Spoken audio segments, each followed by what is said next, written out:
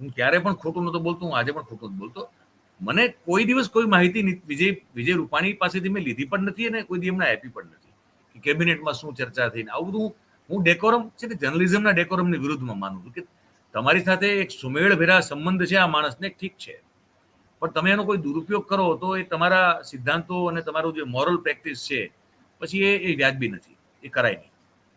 પણ વાસ્તવિકતા એવી છે કે તમારી ગુડવિલ એવી ઊભી થાય તો તમને જાણકારીઓ ઘણી બધી સામેથી મળે. તમારી ગુડવિલ એવી હોવી જોઈએ, તમારી ક્રેડિબિલિટી એવી હોવી જોઈએ. તો એ આખી પણ હવે મને લાગે છે એ ઘટના હું કહીશ ને તો એમાં અમુક નામો મારે લેવા પડશે અને હું માનું છું કે એ નથી લેવા. પણ આ એક ઘટના તમને કહી શકું. અગેન નીતિન પટેલ, તમને યાદ હશે કે 2017ની ચૂંટણીનું પરિણામ આવી ગયું હે ને અને નીતિન પટેલ પાસેથી શહેરી વિકાસ ખાતું લઈ લેવામાં આવ્યું. આમાં લખ્યું હતું કે લઈ લેવાશે. એમની પાસેથી નાણાં ખાતું લઈ લેવામાં આવ્યું. આ પાછું આગલે જે લખી ગયું કે આ બે સૌરભ પટેલને આપવામાં આવશે.